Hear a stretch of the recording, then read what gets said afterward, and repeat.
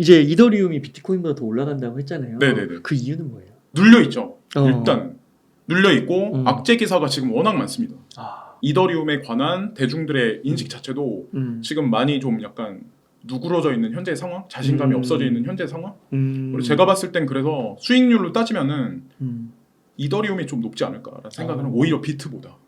왜냐면 모두가 다 비트에 집중하고 있잖아요. 그럼 예를 들면 뭐 비트가 10배 가면 이더리움은 뭐 15배 이렇게 가는 거예요? 그렇죠. 저는 그렇게 생각해요. 20배? 뭐 이런 식으로 예를 들어서. 그 이더리움이 상폐될 가능성은 없어요. 에? 그 얘기는 어디서 상패 안 되죠. 상폐 안 돼요? 네, 왜냐면 CME, CBOE 이런 데서 이미 이미 뭐 거기서 거래가 진행되고 있는 걸로 알고 있고 또 하나는 싱가포르의 DBS 뱅크라고 있어요. 그거는 싱가포르의 국부 펀드인 테마섹이라고 혹시 아시죠? 테마섹이라고. 잘 모르는데. 테마섹이라고 하는 국부 펀드가 있어요. 싱가포르? 네. 네. 그 소프트뱅크하고 같이 움직이거든요. 제가 보니까 네. 항상. 근데 DBS라는 뱅크에 좀 돈을 국부 펀드가 많이 넣었는데 거기에도 이더리움이 들어가 있어요. 거기 뭐 비트코인, 이더리움, XRP, 비트코인 캐시, 폴카닷, 에이다 뭐 이렇게 들어가 있는 걸로 알고 있거든요. 네. 그렇군요.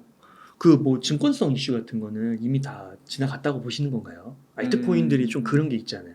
어떤 생각을 하냐면 사실 그 증권성 이슈의 핵심은 XRP잖아요. 그죠? 네. 근데 비트코인 ETF를 승인 내준다고 만약에 SEC나 CFTC에서 만약에 그거를 명확하게 만약에 말을 하려면 증권성 이슈도 명확해져야 되는 거죠. 그렇죠. 그죠? 네. 왜냐하면 상품과 증권에 관한 그렇죠. 명확성이 없으면 비트코인 ETF에 관해서 승인을 내줘도 문제거리가 될 가능성이 높아요. 그러면 리플사에서 질문을 하겠죠. 오히려 반박 질문을 하겠죠. 그렇죠. 그러면 이 비트코인 ETF하고 이더리움 ETF는 승인 내줬는데 그러면 XRP는 뭐야? 그렇죠. 기준을 매래. 그러면 이게 증권이야 뭐야라고 이제 질문을 오히려 하겠죠. 그래서 저는 그게 다 동시다발적으로 연결돼 있다라고 생각을 해요. 지금 법원에서 싸우고 있잖아요. 네네. 리플 쪽으로 많이 기울었나요? 제 생각에는 거의 많이 기울어져 있지 않을까. 그래요? 왜냐면 예전에는 거의 100으로 봤을 때 거의 수세에 몰린 게 거의 뭐 20% 확률상 막 이랬는데 어느 순간부터 뭐 승소했다라는 얘기 나왔다가 SEC에서 항소했다라고 부분적으로 항소했다라고 얘기 나왔다가 지금은 법인에 관한 이슈만 항소를 한다라는 얘기까지 나왔다는 얘기는 거의 뭐 80%까지 진행됐다는 의미이고 중간에 뭐 합의라는 얘기도 나왔었잖아요. 금액을 서로 주고받으면서 그런 얘기가 돌았었던 것도 하나의 어떤 시그널이 아닐까 생각을 하고 또 하나 이제 중요한 게 뭐냐면 가장 최근에 엊그저께 나온 뉴스 중에 이제 하나가 블랙락이라고 하는 세계 최대 자산 운용사가 있어요. 그레이스케일 그러니까 DCG 그룹은 가상자산 생태계를 만드는 것 중에 가장 큰 자산 운용사고 세계 최대 금융 전통금융까지 포함해서 전 세계에서 가장 큰 거는 그 블랙록이라는 회사가 있는데 그 블랙록이라는 회사가 비트코인에 관한 티커를 올린다거나 이더리움에 관한 거는 올렸다 뭐 내렸다 뭐 이런 얘기는 있는데 맞아요. 얼마 전에 XRP에 관한 거를 올렸다. 그래요? 그러니까 이거를 삭제시켰다. 이거 뭐 루머다라는 기사가 한 번 이렇게 싹 돈 적이 있어요. 저는 이런 생각 폭등했겠네요, 그러면. 아직 폭등에 딱 가라앉았죠. 루머라고. 루머니까. 그 얘기 나오면서. 근데 이런 게 하나가 사실은 대중들을 가지고 노는 거거든요. 저는 그런 생각하거든요. 아니 땡 굴뚝에 연기 날까. 라는 생각을. 건가요? 네. 이미 정해진 건데. 그러니까 사실은 어찌 보면 알려주는 걸 수도 있죠. 야, 준비해라. 그게 이제 제가 특히 가상자산 기사에 관한 거는 100% 믿으면 안 되는데 그런 데에서 의심을 하고 거기서 이제 실마리를 찾는 거를 되게 좋아하거든요. 제가 막 이렇게 파가지고. 근데 과거에 비트메인이 소프트뱅크랑 텐센트한테 투자를 받았었다라고 얘기가 나온 적이 있었어요. 네. 나왔다가 하루 이틀 지나니까 투자 안 받았다라고 얘기가 기사가 나왔었거든요. 그랬다가 사실 무근이다라는 얘기도 안 나와요. 네. 그냥 노코멘트. 그렇게 해서 그냥 마무리가 됐었거든요. 근데 나중에 알고 보니까 뒤에 다 그렇구나. 있더라고요. 그러니까 그런 게 진짜 많은 것 같아요. 주식시장하고 조금 다른 것 같아요. 그런 거를 잘 파헤치는 게 사실은 이 투자의 묘미인 거 같아요. 그렇죠. 그리고 그 불확실성에 또 기회가 있고 고수익이 네. 있는 거고. 그게 전 재밌는 거죠. 아, 그러니까 제가 나도 봤을 때 이렇게 암호화폐 쪽에서 좀 이렇게 투자하시고 공부하시는 분들은 약간 탐정 같은 느낌이 있어요. 그리고 되게 역발상적으로 네. 사고하려고 하는 게 더 강한 것 같아요. 주식시장을 바라보는 분들보다. 그러니까 아무래도 이제 뭐라고 해야 되지? 공신력이라고 하면 뭐하는데 아무튼 이렇게 공개적으로 이런 게 아직 그렇게 막 주식시장에 비해서는 이렇게 크지가 않죠. 확장돼 있지는 않잖아요. 그렇죠. 그러니까 확실히 그렇구나. 그러면은 만약에요 리플이 증권으로 분류가 돼서 문제가 생긴다고 하면 그 알트코인들 다른 것들도 다 그렇게 걸릴 수가 있는 건가요? 제가 한 가지 이제 재미난 걸 말씀드리면 네. 어떤 게 있었냐면 작년이죠. 그러니까 작년 한 1년 전 정도인가 그때 증권성 이슈 막 이렇게 불거지면서 AMP라는 알트코인이 있어요. 특정 알트코인. 근데 일단 제 기준에서는 검증이 된 코인인데 그게 증권성 이슈 때문에 8개의 알트코인들이 상폐가 된 적이 있었어요. 그러면서 이제 한국에서도 이제 뭐 문제가 있었는데 그 AMP라는 코인을 제가 알기로 9월 달에 한국 거래소 중에 닥사 5대 거래소 있어요. 네. 워너마켓 가지고 있는 코인원이라는 거래소에 AMP라는 코인이 그게 상장이 됐어요. 그러면 닥사의 어떻게 워너마켓 거래소를 가지고 있는 코인원이라는 거래소의 전문가들이 되게 많을 거 아니에요. 네. 만약에 문제가 불거질 거라고 판단을 내렸다면 AMP 코인을 상장하지 않았겠죠. 그렇겠죠. 네. 그런 게 있지 않을까라는 생각을 하는 거죠. 저는 그런 거 하나하나까지 다 생각을 하거든요. 견주어서. 그러니까 이게 증권성 이슈 그때 한번 나왔을 때 진짜 그게 한 3-4개월 전인가 폭락했잖아요. 알트코인. 그러니까 BNB도 제가 그때도 유튜브 하시는 분들 되게 많아요. 가상자산은 특히나. 그래서 어찌 보면 일관성 없는 분들이 되게 많아요. 저는 일관성 없는 사람들을 되게 싫어하거든요. 그때 당시에 어떤 게 있었냐면 BNB 코인이 대표적인 그 타깃이 돼요. 왜냐면 시총이 제일 높고 가장 큰 거래소에 그 코인이니까 거래소 코인이니까 바이낸스 코인 바이낸스 BNB니까 그러면 이제 사람들이 떠들어요. SEC에서 그러니까 이거 폭락할 거야, 이거 사라질 거야라고 막 사람들이 누구나가 막 떠들어요. 근데 그때 되게 아이러니한 게 뭐냐면 홍콩 증권거래위원회가 있어요. SFC라고. 근데 거기다가 이제 그 갤럭시 디지털이라고 있는데 갤럭시 디지털이 추종하는 인덱스 중에 BNB가 거기 껴 있습니다. 네. 근데 BNB를 그런 거대 자산 운용사가 껴가지고 인덱스를 추종해서 홍콩 자산 운용사에, 그러니까 홍콩 그 증권거래위원회에 신청을 했다는 의미는 사실 뭐를 의미할까요? 우리 개인들이 봤을 때는 SEC가 그렇게 얘기하니까 이거는 끝났다라고 판단하지만 우리보다 훨씬 큰 자금으로 어떤 그런 거를 운영하는 사람들이 그런 거를 거기다가 대놓고 했을 때는 뭔가가 분명히 있었던 거잖아요. 그러네요. 그래서 그때도 저는 의심했죠. SEC가 뭔가 트릭을 지금 짜고 있구나. 사람들은 지금 놀아나고 있구나. 그러니까요. 그때 그렇게 막 폭락하고 나서 지금 또 한 3-4개월 전에 지금에서 보면은 엄청 올랐어요. 네, 맞아요. 그 코인들이. 그러니까 그때 기회였던 거예요. 그렇죠. 근데 거기에 이제 놀아나면 그래서 코인 시장은 특히나 제도권 수용이 명확하게 안 돼 있기 때문에 중심을 못 잡으면 이 사람이 말하면 이 사람 말이 맞는 것 같고 저 사람 말이 맞는 것 같으면 저 사람 말이 맞는 것 같고 이렇게 막 이리 휘청 저리 휘청 할 수밖에 없어요. 그래서 거대 자산 운용사가 추종하고 있는 뭐 인덱스라든가 뭐 ETF 후보군이라든가 뭐 그런 거에서 공통분모를 찾아가지고 투자를 하는 게 맞죠. 이미 거기에는 기관 투자가들이 투자를 하고 있는 종목이니까. 그러니까 알트코인 가운데서도 아까 앞서서 말씀해주신 뼈대 중심축 네. 그게 있는 알트코인이면 그렇죠. 폭락도 기회다. 네, 폭락도 기회다. 그렇군요. 그러면은 찰리 브라운님한테 좀 질문 드릴게. 좀 직접적으로 여쭙겠습니다. 이제 비트코인하고 이더리움은 이제 얘기가 됐다 치고 많이 네네. 검증도 됐잖아요. 네네. 알트코인 중에 좀 좋게 보시는 거? 저는 좀 많아요. 저는 좀 네. 많은데 네. 일단은 저는 아시겠지만 디지털 커런시 그룹의 총수인 베리 실버트를 베리 실버트를 연구를 상당히 오래 했어요. DCG의 자회사가 그레이스케일 자산 운용사잖아요. 자, 그레이스케일 자산 운용사에 있는 이제 향후에 제가 ETF 후보군 중에 제일 선봉장에 설 코인들 중에 대표적인 게 비트코인, 일단 이더리움, 네, 그리고 EDXM이라는 거래소가 있었어요. 네. 거기에 원래 4개 코인이 들어 있었거든요. 근데 얼마 전에 비트코인 캐시를 거기서 상폐를 시킵니다. 그럼 왜 그런 거예요, 그거는? 그건 저도 모르죠. 아.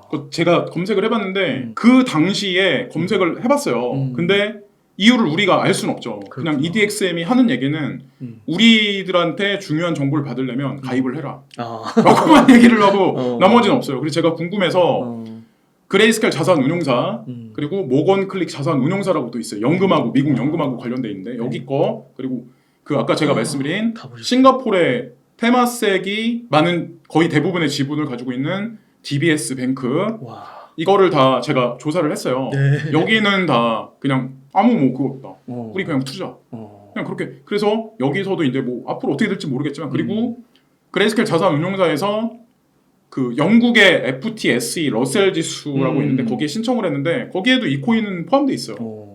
그러니까 뭐 EDXM이 거짓말을 한다고 거짓말을 하는 건지 아니면 뭐 어떻게 되는지 결과값은 나오겠죠. 네. 네. 근데 중요한 거는 CBOE라고 있어요. CBOE. CBOE. 그러니까 이리스X. 근데 거기에는 비트코인 캐시가 이제 시카고 옵션 거래소죠. 거기에서는 비트코인 캐시가 거래가 되고 있습니다. 오, 그렇구나. 그리고 죄송합니다. 제가 그럼 중간에 비트코인 끊어가지고. 캐시 그리고 네. 이더리움 클래식. 네. 네, 이더리움 클래식 그리고 호라이젠, 라이트코인, 스텔라 루멘, 지캐시. 요렇게가 제가 알기로는 그레이스켈 자산 운용사에서 OTC 그러니까 장외 거래에서 기관 투자가들 위주로 거래를 시켜놓고 제가 알기로 ETF 승인을 하기 위해서 4단계가 있는데 비트코인하고 이더리움은 인덱스 3번째 과정을 거쳐서 4번째 신청이 들어갔고 나머지 이더리움 클래식 그리고 라이트코인, 호라이젠, 지캐시 이런 친구들 있잖아요. 이런 친구들은 지금 3단계에서 승인을 받기 위해서 준비하고 있는 걸로 알고 있습니다. 야, 지금까지 나와 있는 내용. 네. 그렇군요. 네. 그리고 또 하나 이제 말씀드릴 거는 인도 거래소를 또 제가 또 좋게 볼 거 아니에요. 인도 시장에 관해서. 인디아? 인디아. 네. 그러면 인도도 중산층이 늘어날 확률이 되게 높거든요. 그렇죠. 네. 또 아시겠지만 애플사라든가 테슬라라든가 거기에 공장을 짓고 그렇죠.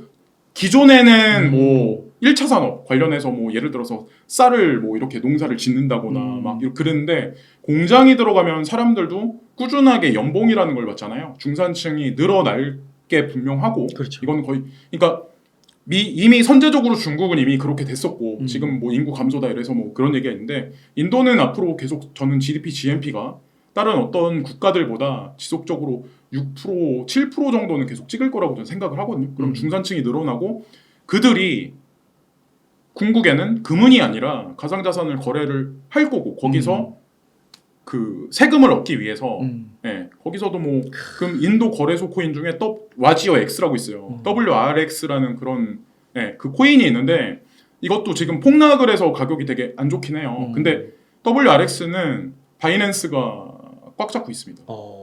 이게 또 그렇게 또 관련이 돼 있더라고요. 그렇구나.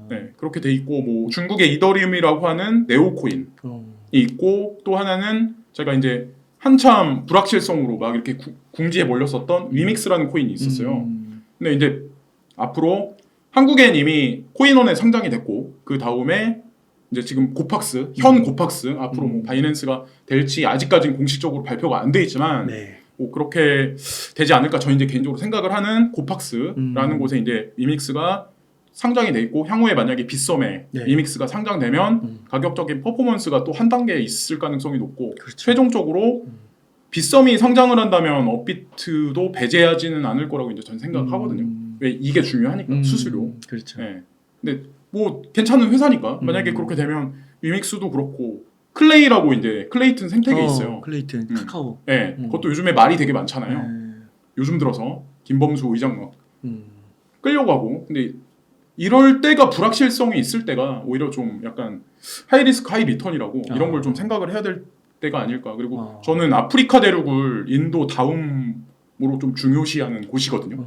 근데 그러니까 그 인도 다음으로 중요시 아프리카 대륙을 중요시하는데 아프리카 대륙 중에도 나이지리아를 좀 중요시하거든요. 근데 나이지리아 정부하고 좀 약간 여러 가지 도모하고 있는 일을 블록체인 산업하고 관련해서 CTC라고 있어요. 글로아 크레딧 코인 네. 이것도 되게 좋게 보고 오. 그리고 가상자산 시장의 끝판왕인 XRP는 뭐 더 이상 제가 뭐 얘기할 필요가 없고 네. 그리고 잘 될 거라 보세요. 저는 잘 될 거예요. 저는 끝판왕이라고 생각해요. 그리고 그 결과값은 저는 나올 거라고 생각을 해요. 그러니까 모든 코인 중에 비트코인을 통틀어서 모든 코인 중에 현물 경제에서 현실화 시킬 수 있는 가장 최대의 프로토콜이 사실은 XRP라고 저는 이제 생각을 기술력이 하거든요. 엄청나다고 하더라고요. 그러니까요. 이미 뭐 전 세계 중앙은행들하고 관련해서 이미 프로토콜로서 핏줄을 7핏줄을 이미 다 깔아놨는데 그게 가격에 지금 반영이 안 돼서 그렇지 최종적으로 어느 순간 활용 점정에 거기에 이제 혈액이 돌기 시작하고 그게 검증되는 순간 XRP 가격은 제가 생각했을 때는 좀 상상을 초월하지 않을까라는 생각을 하는 거죠. 그렇군요. 거기다가 두 개를 더 이제 말씀드리면 하나는 이게 멀티 체인이 아마 되게 중요해질 거예요. 코인과의 연과 관계, 장점을 같이 뭉칠 수 있는 어떤 브릿징 역할을 해주는 거기서 이제 그 매트릭스 포트라고 하는 기관이 있어요. 우지안이 이제 비트메인 이후에 설립한 회사가 있는데 거기서 이제 거기 포트폴리오도 있는데 하나는 이미 가격이 많이 형성이 됐어요. 5,000원에서 2만 원 근방까지 단기적으로 올라갔거든요. 체인링크라는 코인이 있고 또 하나는 저평가돼 있는 폴카닷이라는 코인이 있어요. 폴카닷 이거 다 괜찮은 코인이라고 이제 저는 여기서 이제 뭐 대중들이 봤을 때 위믹스라든가 클레이라든가 뭐 CTC라든가 이런 코인을 보면서 좀 리스크가 높다라고 생각하실 수도 있는데 저는 이제 가상자산 투자를 하면서 약간의 긍정적인 실마리라도 있으면 저는 긍정적이게 생각을 하거든요. 근데 그런 코인들도 이제 말씀드린 것 같아요. 그 너무 감사한 게, 그러니까 이 방송을 지금 이 알트코인 부분 들으시는 분들이, 그러니까 엄청 많잖아요, 알트코인 가운데. 진짜 저도 업비트 이렇게 보니까 너무 많더라고요. 그래서 뭔지도 잘 모르겠어요. 근데 이렇게 찰리 브라운님께서 2018년부터 오랜 세월 투자하시면서 또 봐오시고 공부도 다 해주신 다음에 한번 필터링을 해주신 거잖아요. 그러니까 이게 다 정답이라는 게 아니라 이걸 여기서 한번 해보면 큰 도움이잖아요, 사실. 처음 접하시는 분들은. 그래서 그런 차원에서 정보를 주신 거다, 그렇게 생각해 주시면 좋을 것 같고. 그럼 제가 미디어에서 조금 언급되는 거 몇 개만 더 여쭤볼게요. 요즘에 보니까 아발란체, 그 다음에 솔라나가 약간 미국 사람들이 엄청 산다고 그러더라고요. 그 다음에 뭐 비트코인하고 엮여 있어서 스택스 뭐 이런 코인이 있다고 하더라고요. 그래서 뭐 혹시 이 세 개 코인에 대해서도 의견이 좀 있으신가요? 제가 자세히는 몰라요. 근데 아발란체 그리고 스택스 말씀하셨나요? 아발란체, 솔라나, 스택스. 아발란체하고 솔라나는 제가 아는 걸로는 아마 ETF까지 갈 겁니다. 그러니까 솔라나는 그렇다고 우리가 인지할 수 있잖아요. 워낙에 검증이 됐기 때문에. 맞아요. 근데 아발란체도 그 정도 급은 되는 것 같아요. 아발란체도. 그렇구나. 그 스택스는 스택스도 괜찮은 우량 코인인 거죠. 우량 코인이고요. 그러니까 기본적으로 그 4단계에 걸쳐서 ETF 출시까지 그거를 단계를 밟아갈 수 있는 코인을 가능성이 높은 거를 지금 말씀해 주신 거라고 볼 수 있을까요? 스택스는 제외하고 아발란체랑 솔라나는 맞고 제가 눈으로 확인한 걸로는 지금까지. 근데 그렇다고 스택스를 이렇게 하는 건 아니고 스택스도 분명히 우량 코인은 맞아요. 근데 그렇지만 그 급은 안 된다. 그 급은 안 된다. 그래서 앞에서 또 얘기해 주신 게 뭐 폴카다, 체인링크 이런 것도 많이 들어봤거든요. 그러니까 근데 또 되게 의외인 걸 제가 이제 말씀드리면 도지코인이랑 시바이누 있어요. 그게 안 나오네요. 도지. 되게 웃긴 게 뭐냐면 도지코인이라고 하면 코인 시장에 오래 계셨던 분들도 잘 모르시는 분들은 쓸모없다, 밈코인이다, 이따가 사라질 거다. 밈코인이 그러니까 밈이라는 얘기가 그런 얘기잖아요. 테마 같은. 그냥 테마적으로 그냥 잠깐. 근데 그게 아니죠. 결론적으로 그게 드러났습니다. 뉴스가 나왔어요. 제가 이제 어저께 이제 오늘 새벽에 딱 일어나서 이제 영상에 올리긴 했는데 바로 이런 거죠. 그 인터컨티넨탈 익스체인지에서 벡트를 만들었잖아요. 그것도 벡트를 인터컨티넨탈 익스체인지에서 혼자 만든 게 아니잖아요. 근데 뉴욕 증권거래소의 모회사가 인터컨티넨탈 익스체인지예요. 그 정도로 이게 있어요.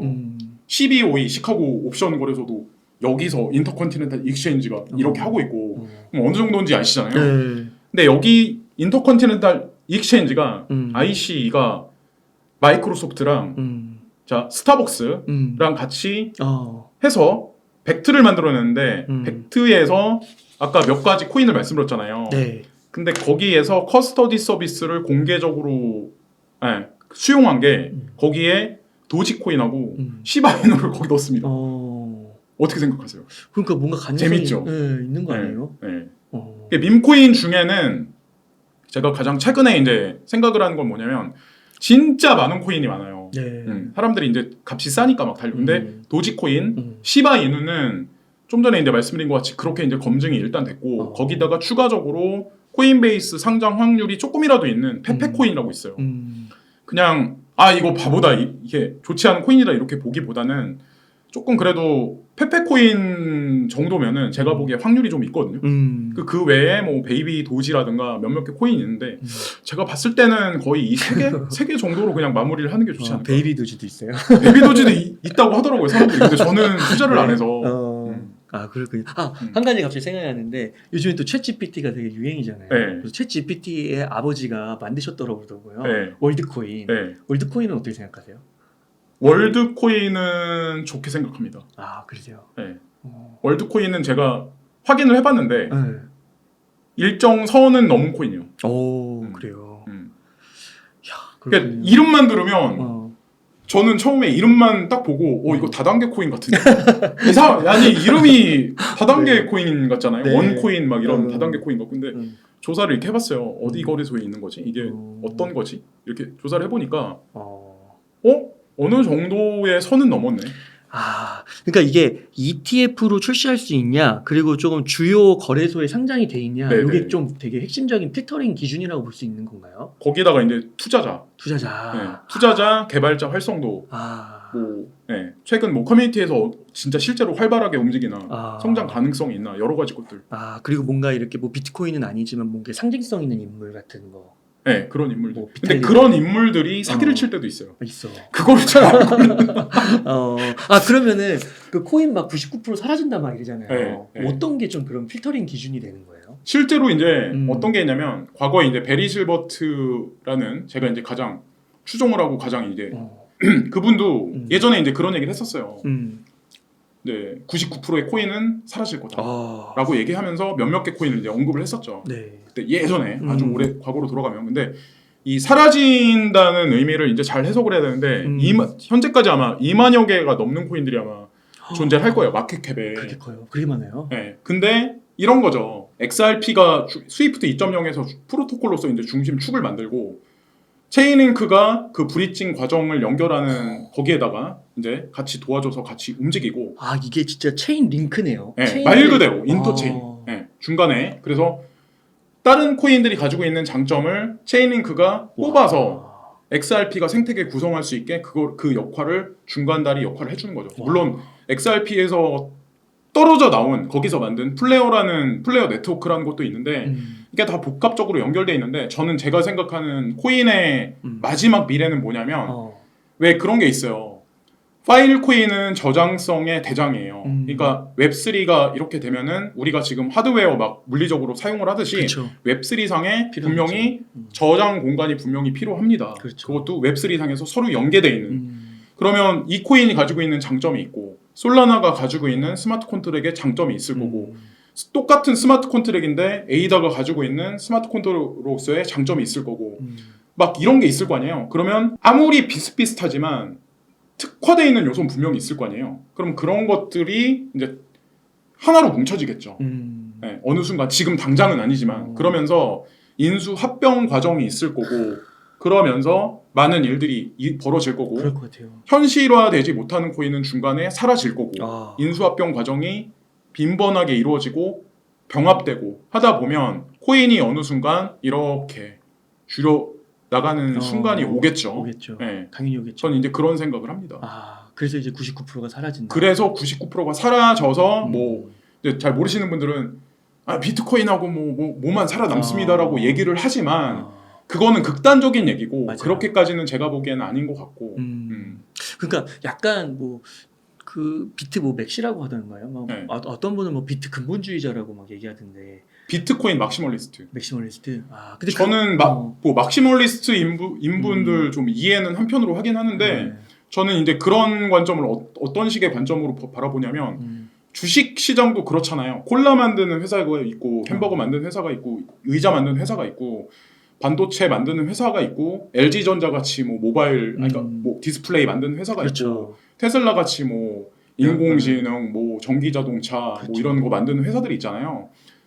그런 거 같이 코인 생태계도 마찬가지로 현물 경제에서 비트코인 단독 하나만 갖고 현물 경제를 다 포용하기에는 제가 보기에는 무리수가 있지 않나. 그러니까요. 각종 특화되어 있는 알트코인들의 어떤 그런 요소들이 음. 복합적으로 작용해서 하나의 주식시장 같이 자산시장으로의 어떤 그런 거를 그런 생태계를 만들고 거기서 이제 조세를 중앙정부에서 가져가는 그런 그림이 나오지 않을까라는 생각을 하는 거죠. 그러니까요. 저는 뭐 그렇게 막 공부를 막 찰리 브라운님처럼 막 깊게는 안 했지만 아니 느끼는 저도 게 너무 약간 비트만 이렇게 하고 다른 거는 약간 진짜 너무 이렇게 폄하하는 거 그런 거는 조금 그냥 기본적으로는 좀 거부감이 좀 생기는 것 같더라고요. 아, 네. 네. 확실히 그 코인마다 장점도 있고 그거 개발하려고 하는 되게 열심으로 노력하는 분들도 많잖아요. 네. 그러면 찰리 브라운님 만약에요. 네.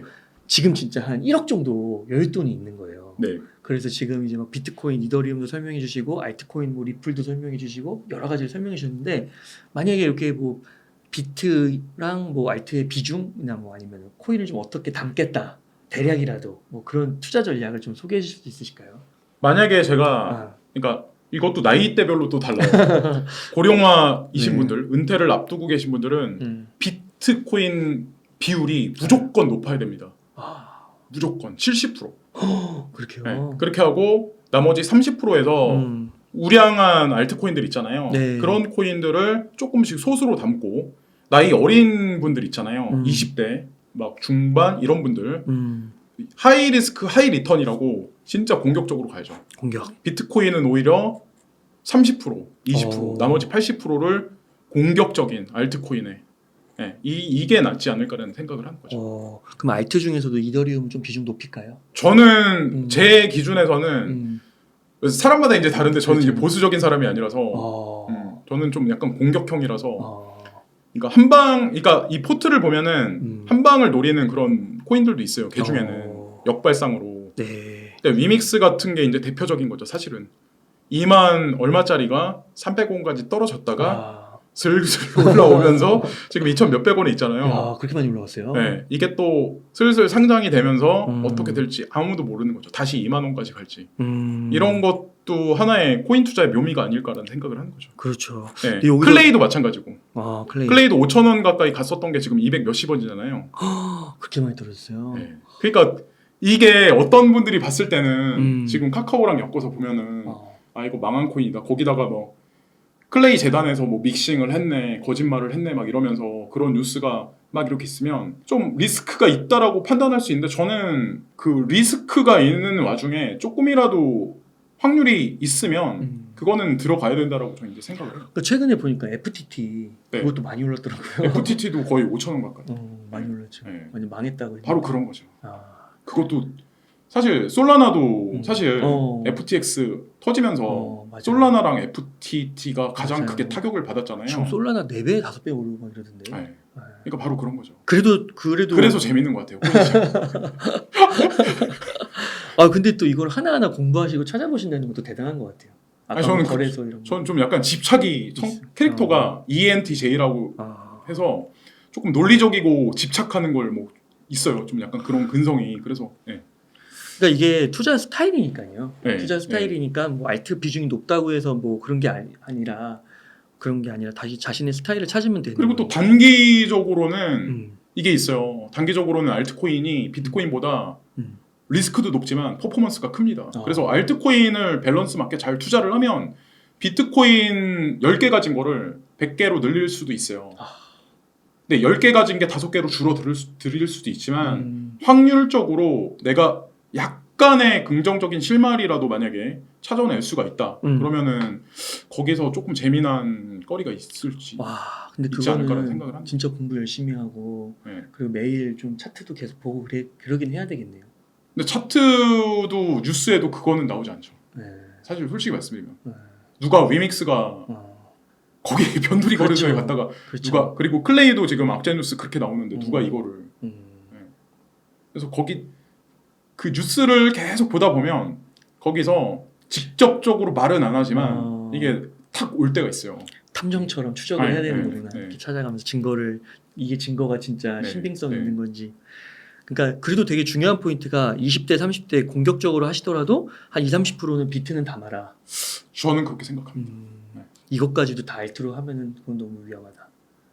만약에 공부에 그러니까 뭐 본인이 투자하겠다고 하는 그 어떤 특정 코인이 예를 들어서 상장바를 무시 못하거든요. 코인 생태계에서는. 그러니까 예를 들어서 비트코인 마켓에 있는 게 업비트에서 비트코인 마켓에 있는 게 원화마켓에 상장을 한다. 이러면은 갑자기 비트코인 마켓에서는 유동성이 제한적인 건데 원화마켓에 상장을 하면은 유동성이 엄청나잖아요. 원화 거래가 빈번하게 이루어지니까. 그렇죠.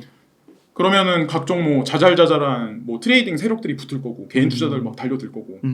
그러면 거기서 이제 단기적인 수익률도 좀 취할 수가 있죠. 근데 그런 거를 알아내는 게 능력인 것 같아요. 아 이거 이 코인은 업비트에서 원화 상장할 것 같은데 막 이런 거. 그럼 미리 이제 사두면 조금 재미가 있겠죠. 그 찰리 브라운님도 이렇게 코인 산 다음에 지갑으로 계속 이렇게 수시로 빼세요? 아니 저는 안 해요. 그건 안 해요. 그냥 이렇게 안에서. 저는 거래소. 거래소 이용하시고. 거래소는 뭐 이용하세요? 거래소요? 네. 저는 이것저것 다. 미국 것도 바이낸스도 막 코인베이스. 네. 코인베이스는 안 되겠구나. 바이낸스 이런 거. 저는 다 이용해요. 다 이용하시고. 네. 한국 업비트 이런 것도 다 이용. 다 이용하죠. 다 이용. 네. 다 이용하는데 네. 어떤 거래소는 끊어놓고 코인은 두는데 안 들어가는 데도 있어요. 코빗 같은 데는 솔직히 안 들어갑니다. 왜냐하면 거래량이 없으니까. 그냥 지갑으로 그러니까 이렇게 말하면 코빗이 욕할 텐데 저. 근데 코빗 수수료 영원 아닌가요? 아니 그렇긴 한데 코빗은 그냥 지갑으로 사용하는 거래소. 거기 거래량이 없어요? 아니 거래량이 있기는 한데 로그인 한지 좀 오래된 것 같아요. 그렇군요. 아니 제가 가장 처음 거래했던 게 빗썸인데 빗썸은 좀 약간 이런저런 면이 있어가지고 그쵸, 거래를 안 하게 됐고 코빗은 그 후행해서 이제 거래를 많이 했었는데 어느 순간부터 이제 거래량이 없으니까 제가 할 게 있잖아요. 그러니까 거래를 또 안 하게 돼서 그냥 지갑으로 사용하게 됐고. 코인원하고 업비트. 네, 뭐 그런데 고팍스. 고팍스 그런데. 그럼 한 가지만 좀 질문드릴 게 어떤 분들은 그 얘기 하시더라고요. 1가구 1비트코인. 네. 근데 아까 비트코인 하나 가격을 굉장히 높게 보셨잖아요. 한 100억 보셨잖아요. 네. 장기적으로 봤을 때. 그러면 비트코인 한 개는 무조건 갖고 있어야 되는 건가요? 그러면 인생 끝날 것 같은데. 저는 근데 그렇게 생각 안 해요. 그래요? 네. 제가 아까도 말씀드렸지만 인플레이션의 어떤 그런 게 어떻게 우리 삶을 침범할지 모르기 때문에 그거 하나 가지고 있다고 하더라도 그냥 어쨌건 뭔가 돈이 나올 만한 뭔가 돌파구를 계속해서 마련하고 연구하고 만약에 지금 화물 경제가 축소해서 메타버스가 더 확장되면 나는 그 안에서 뭘 해 먹고 살아야 되나 어떤 걸로 영위해야 될까 이런 거를 계속 연구하고 생각하고 고민하고 이래야 되지 않을까라는 생각을 해요. 그러니까 보통 보면은 많은 분들이 나는 코인 투자해서 돈을 얼마를 벌면 뭐 좋은 차를 타고 놀 거야 은퇴해서 여행을 다닐 거야라고 생각하시는 분들이 많은데 그쵸. 저는 그렇게까지는 안 살아봤지만 제 기준에서는 그게 얼마 못 갈 것 같아요. 그러니까 사람마다 이제 성향이 다르지만 노는 거 좋아하는 사람도 있고 근데 여행을 다녀도 제가 봤을 때는 6개월이면은 맞아요. 아무리 좋은 데 가서 아무리 뭘 해도 프랑스 가서 뭐 하고 뭐 미국 가서 뭐 하고 그 좋은 것도 이게 중간중간에 노동이라는 어떤 신성한 어떤 그런 게 병행이 됐었을 때 쉬면은 그게 오히려 역치값이 올라가서 행복감이 올라가는데 하루 종일 놀고 하루 종일 배 긁으면서 넷플릭스 보고 누워가지고 계속 보고 싶은 거 보고 이러면은 맛있는 음식도 계속 똑같은 걸 계속 먹으면 그게 어느 순간 가면은 그게 없어지거든요. 그러니까 진짜 저도 주변에 부자분들 이렇게 인터뷰하고 물어보니까 6개월도 아니고 한두 달이면은 맞아. 생긴다 그러더라고요. 차도 저는 좋은 차를 안 끌어봤는데 제가 생각했을 때는 아무리 뭐 비싼 차 원하는 차를 가졌다고 그래서 그게 한 달 갈까요? 라는 생각을 해요. 집도 마찬가지고 다 마찬가지고. 또 한 가지만 좀 질문드릴게. 아까 리플이 거의 끝판왕이라고 했잖아요. 네네. 그럼 리플은 비중 어느 정도 실으시는 거예요? 저요? 네. 1억이라고 하면 30% 비트코인 담고. 나이 때는 고령이요. 한 40대? 한 40대로 할까요? 40대? 네, 한 가정으로 40대면은 30%가 비트코인이면 공격적으로 XRP를 좀 추종한다. 이러면 40%. 비트코인보다 더 많이. 진짜요? 네. 저는 그렇게 생각해요. 그러면은 조금 덜 공격적으로 한다. 그러면 비트코인하고 똑같이. 와, XRP 진짜 좋게 보시네요. 네. 네. 그럼 이더리움은 어느 정도로? 이더리움이 알트의 대장이잖아요. 그렇긴 한데 저는 XRP보다 적게. 그렇구나. 네. 실제로 저도 이제 그렇게 하고 있고. 네. XRP를 좋게 보시는군요, 네. 진짜로. 아니 어느 순간 공부를 하고 이렇게 보다 보니까 제가 끝판왕이라는 얘기를 뭐 어떤 분들은 이제 그렇게 할 수가 있어요. 조회수 끌어올리려고 한다. 막 그렇게 실제로. 근데 저는 실제로 제 사람의 제 얼굴을 못 보시잖아요. 제 채널에서는. 근데 목소리를 들으면 아실 거야 아마. 네. 사람들은 그 억양 속에 아마 그 진심이 묻어 있을 거예요. 이거 끝판왕이야 막 이런 그런.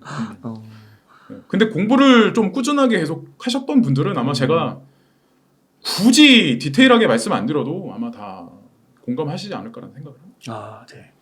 아우, 찰리무랑님, 제가 오늘 정말 되게 너무 디테일한 부분까지 다 이렇게 여쭤봤는데 너무 성심성의껏 아닙니다. 인사이트 넘치는 말씀 이렇게 너무 잘 전달해 주셔서 너무 감사드리고, 아마 시청자님들께서 그래도 저희 그 비트코인 암호화폐 관련해서 이렇게 인터뷰 몇 번 하셨는데 이거는 조금 새로운 각도에서 새로운 관점에서 많이 그렇게 느끼셨을 것 같아요. 진짜. 네, 저도 많이 느꼈고요. 그래서 그러면 오늘 뭐 이렇게 긴 시간 동안 정말 감사드리고, 그러면 끝으로 한 말씀 마지막 시청자님들께 뭐 하시고 싶으신 말씀이나 강조하고 싶으신 말씀 있다면 좀 부탁드릴게요. 제가 아까 영상 초반에 이제 말씀드렸다시피 그러니까 이거를 뭐 단순하게 한 방을 노려가지고 내가 뭐 좋은 차를 산다, 뭐 이사를 간다 이런 관점보다는 중장기적으로 그냥 단기적으로 끝나는 가상자산 시장이 아닌 그냥 제도권 수용이 되면서 그냥 가상자산 시장이 주식시장 같이 변한다라는 개념으로 접근을 하시는 게 제가 보기에는 좀 올바른 방향이 아닐까라는 생각을 하죠. 그래서 공부를 진중하게 하시고 그에 버금가게 투자도 그 내가 공부한 만큼 확신 있는 것만큼 잘 코인을 잘 가려서 투자를 하시면 분명히 원하시는 결과값을 얻으실 수 있지 않을까. 그러니까 단기적으로 뭔가를 바래서 투자를 하면 이게 단기적으로 짧은 시간에 안 얻어지면 거기서 사람이 포기할 수밖에 없거든요. 근데 그렇게 하시기보다는 좀 이렇게 그렇게 보시면은 제가 보기에는 분명히 그 주식시장에 빗대어서 말씀해 주시니까 제가 한편으로 드는 생각이, 그 주식시장도 16세기인가 17세기 네덜란드에서 처음 만들어졌다고 하더라고요. 그 신대륙 발견하려고, 뭐 향신료 같은 거 가져오려고. 근데 어떻게 보면 이제 암호화폐 쪽에서도 그런 거래소가, 주식시장 거래소가 생기는 것처럼 생기는 거잖아요. 그쵸. 그렇게 또 볼 수도 있겠네요. 진짜 역사에. 그리고 또 이제 재미난 부분이 뭐냐면 제가 주식시장 같이 될 거라고 이제 생각하는 명확성이 뭐냐면 그 나스닥이라는 회사가 나스닥. 그 그레이스케일 자산운용사 모회사가 DCG잖아요. DCG에 투자를 했어요. 그리고 마스터카드를 만든 회사가 웰스파고라든가 시티그룹이라든가 이런 회사인데 그런 회사들이 마스터카드를 만들었고 마스터카드가 DCG에 또 지분을 가지고 있습니다. 그래요. 근데 나스닥 전 회장인 글렌 허친스라는 분이 있는데 이 글렌 허친스가 DCG 그룹의 또 이사예요. 관심 많으시구나. 네, 이거를 다 종합을 해보면 가상자산 시장이 단발성으로 끝나는 게 아니라 중장기적으로는 진짜 말 그대로 제가 예상하듯이 그냥 주식시장 같이 된다는 거죠. 그러니까 나스닥 거래소 그거의 그 이사 창업자가 또 이렇게 새로 만든 거니까. 그렇죠. 그리고 CBOE 시카고 선물거래소, 시카고 상품거래소도 뭐 비트코인, 이더리움을 필두로 해서 그거를 지금 거래를 지금 하고 있잖아요. 근데 그런 걸 봤을 때는 다 종합적으로 엮여 있다는 거죠. 그게. 그거 되게 진짜 놀라운 게, 그런 변화도 놀랍고, 우리나라도 아까 앞서서도 잠깐 지나가듯이 얘기했지만 그 국민연금이 그 가상자산 투자 안 한다고 불과 몇 년 전만 해도 그렇게 얘기했단 말이에요. 1, 2년 전인가? 근데 국민연금 그 큰 돈을 코인베이스 주식에 샀다고 그러더라고요. 그러니까 그런 거 보면은, 그러니까 그것도 국민연금이 얼마나 많은 필터링을 했겠어요. 그렇죠. 그 국민의 세금인데. 그렇죠.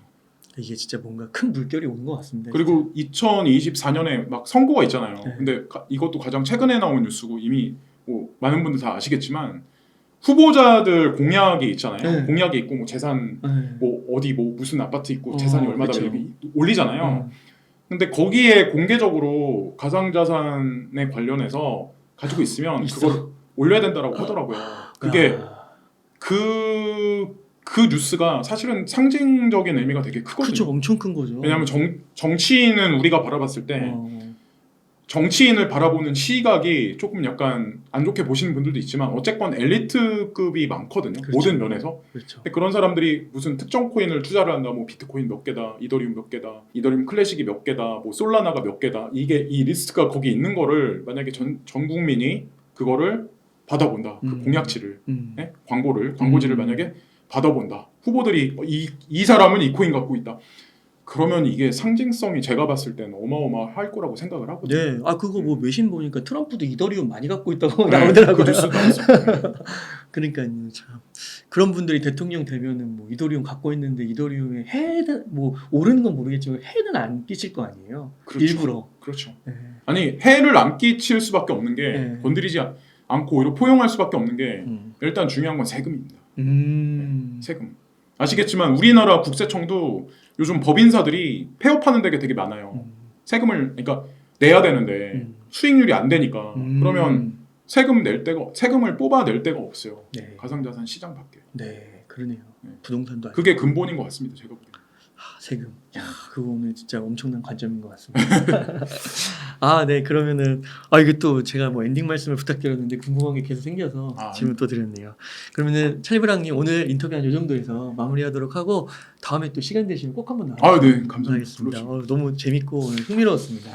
그러면 마지막 멘트하고 마치도록 하겠습니다. 이렇게 해서 찰리 브라운님을 모시고 이야기를 나눠봤습니다. 긴 시간 동안 유익한 인사이트 많이 나눠주셔서 감사의 말씀드립니다. 오늘 고생 많으셨습니다. 네, 감사합니다.